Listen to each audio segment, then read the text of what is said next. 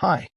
We were on our third glass of wine, a quiet Thursday evening in that little apartment we used to love, the place with the creaky floorboards and the view of the laundromat across the street. The one we both said had character, back when we thought that was enough. She set her glass down with a soft clink and looked at me with those eyes that always made it hard to see straight. Sometimes I wonder if you're just content being average, she said. There wasn't malice in her voice, at least not yet. Just observation, like she was commenting on the weather or a chipped mug. Average, I repeated, not really sure how to respond. She shrugged. Yeah, you've got this routine.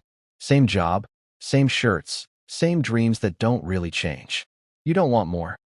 I remember laughing it off, making a joke about how if ambition meant running on a treadmill for the next promotion, maybe average wasn't so bad. She smiled, but it didn't reach her eyes. That smile, the one that used to mean I love you, was beginning to morph into something else. Something polite, distant. I didn't realize it at the time, but that was the first real crack.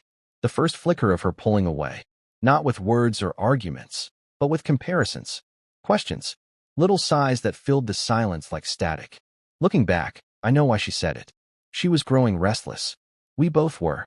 But while I leaned into the comfort, she leaned out.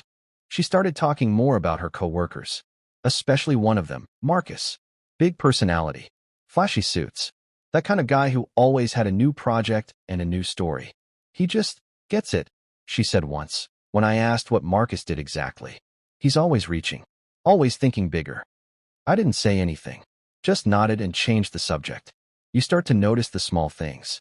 The way her phone stayed face down more often, the extra time at the gym, the longer pauses before she answered questions. One night, I asked if she was happy. She said, I don't know, and went back to scrolling Instagram. I still packed her lunch the next morning. That was the thing about me. I held on, even when I shouldn't have. I thought I could win her back with patience. That maybe if I just kept being steady, dependable, she'd realize how rare that was. I was wrong. The night she told me it was over, it was almost gentle. We sat on opposite sides of the couch like strangers waiting for a delayed train. I think we want different lives, she said. I want someone who pushes me, who thinks bigger. You ever hear something so calm it knocks the wind out of you? That was it. She'd already found a new apartment. Said she'd be moving in with Marcus. That they weren't official yet. But it just made sense.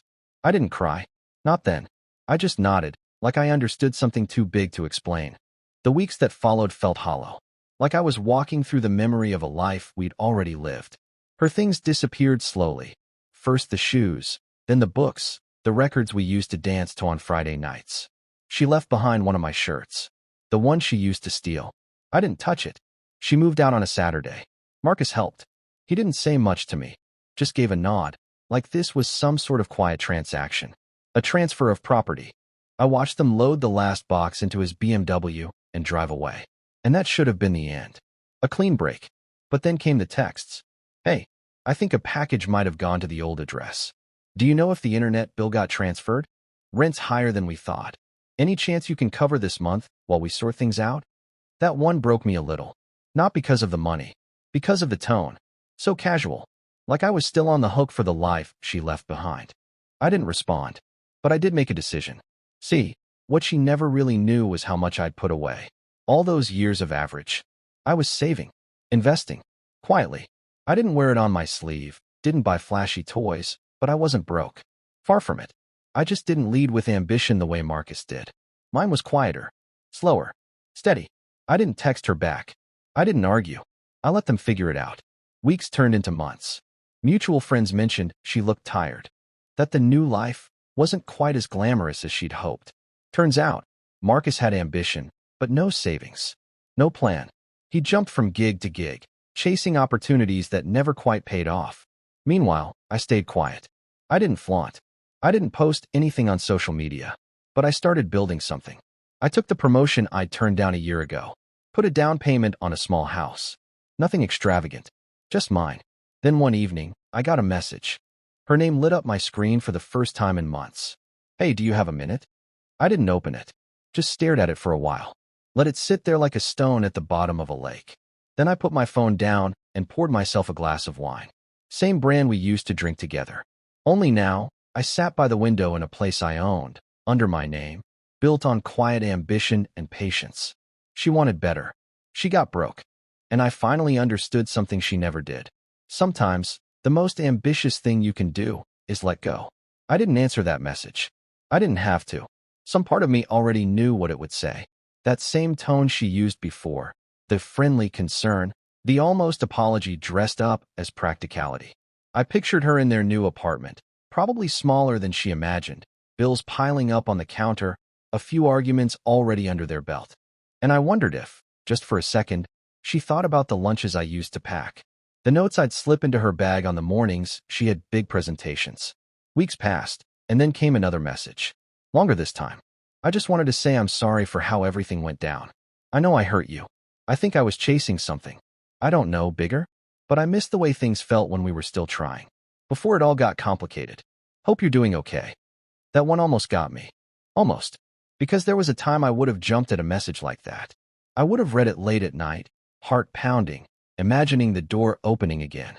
But the truth is, I was different now. Something about that quiet ache, that long stretch of time spent sitting in silence with myself, it changed me. Still, I didn't block her. I didn't respond. I just let the words sit there, unread. Like an old book I no longer needed to finish. Around that time, I ran into Jacob, an old mutual friend. One of those guys who always knew a little more than he let on. We met for drinks, and after the second round, he leaned in like he was about to tell me a secret. They're not doing so hot, he said, meaning her and Marcus. He got laid off again. Some failed startup. She's been asking around for freelance gigs. Think they're a few months behind on rent. I just nodded. Didn't say much. But deep down, I felt this strange mixture of things. Not pride. Not vengeance. Just distance. Like watching a storm in a city you used to live in. That was the moment it really hit me. How much of my energy I used to spend trying to make her happy. Trying to prove I was enough. That I had vision. That being steady didn't mean being small. I used to second-guess every decision. Every time I turned down a risk she wanted me to take, I felt like I was disappointing her. Like I was holding us back. But now, I realized I wasn't the one stuck. She was. She'd mistaken noise for movement. Flash for growth. And now she was paying the price. I heard she picked up a bartending shift on weekends. Full circle, in a way. Marcus tried selling crypto coaching sessions. One of those pyramid-ish deals dressed up like mentorship.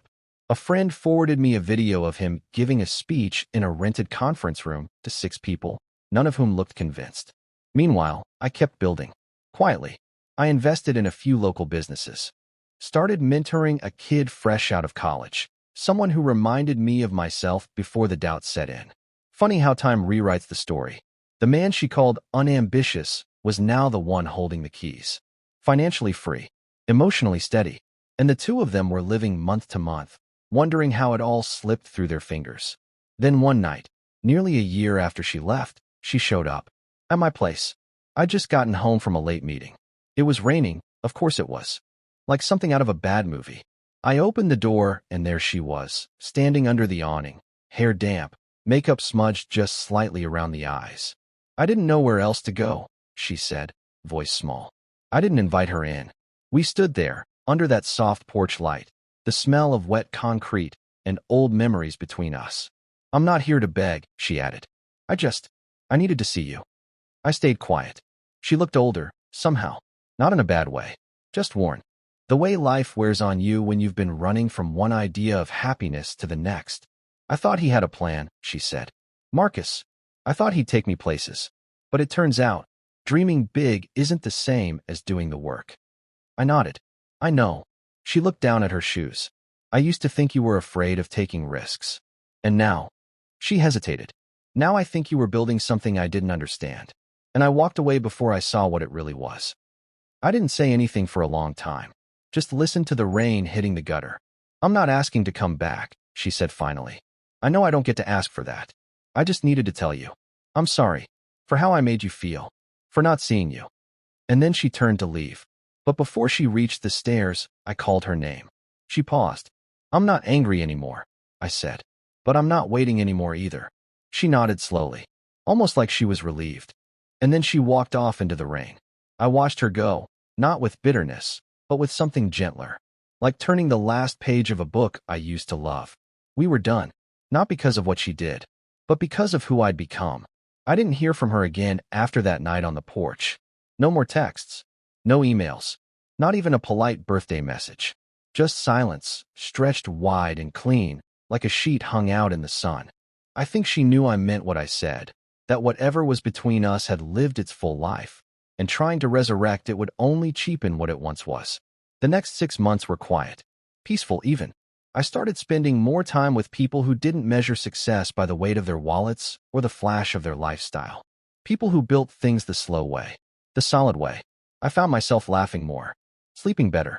One morning, while flipping through emails, I stumbled on a message from a real estate agent I'd met once through a networking event. She had a listing she thought might interest me. Small commercial property downtown, perfect for a coffee shop or boutique retail. I don't know why I opened the attachment. Curiosity, I guess. The space was nice. Big windows, old brick walls. But what caught me was the address. It was the same building where she and Marcus had moved in together. The apartment above was theirs, or had been. I remembered her telling me it had charm, how it felt like a new chapter. That address had been the first line of the story she thought would outshine ours. I sat with that for a minute, then picked up the phone and asked the agent to set up a viewing. Turned out, the entire building was up for sale. The landlord had defaulted on some loans, and the tenants, including Marcus and her, had long since moved out. Unpaid rent, complaints from neighbors, police reports about shouting matches in the hallway. It wasn't the whole picture, but it was enough to fill in the blanks. By the end of the week, I made an offer. Closed on it a month later. I didn't buy it to be petty. I didn't even tell anyone. It was just poetic in a quiet way. The same building where she started over was now mine. Not to rub in her face, but as a reminder of how far I'd come, of what ambition actually looks like. I leased the space to a local bookstore and gave the upstairs unit to a single mom I met through a volunteer group. No deposit, reduced rent, just a decent place to get back on her feet. Because somewhere along the way, I'd realized the win wasn't just surviving the betrayal. It was growing beyond it, becoming someone I didn't have to prove anything to. And then, about 2 months after I signed the lease, I saw her again. It was purely by chance. I was grabbing a coffee at a little spot across town, and she walked in, looking tired but put together. Different. Realer maybe. The sparkle she used to wear like armor was gone. But she didn't look broken. Just older. Wiser. Like someone who finally stopped running. She noticed me. Paused. Then walked over. "Hey," she said, voice cautious. "Hey. I heard you bought the building." I nodded. "Yeah. Seemed like a good investment." She smiled softly, like she wanted to be offended, but couldn't quite pull it off. "I'm glad," she said, "that it worked out for you." "It did," I said simply. "Eventually." She looked like she wanted to say more, but the barista called her name, and she nodded at me instead. "Take care of yourself." "You too." And that was it. No dramatic monologue. No confessions. Just a quiet understanding that we were two people who'd loved, failed, and moved on. I walked out with my coffee and didn't look back. These days, I live in a home I designed myself. Modest, quiet, filled with things that make me feel like me. I run a small consultancy, work when I want, mentor young entrepreneurs who remind me that slow and steady still matters. Sometimes, late at night, I think back to that conversation on the couch, the one where she told me I wasn't ambitious. And I smile, because she was right. I wasn't ambitious the way she wanted me to be.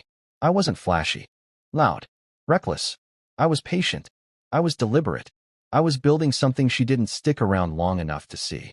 She wanted better, but she never understood what better really meant. Turns out, ambition isn't just about reaching higher. Sometimes, it's about digging deeper. And I dug until I found peace. Bye-bye.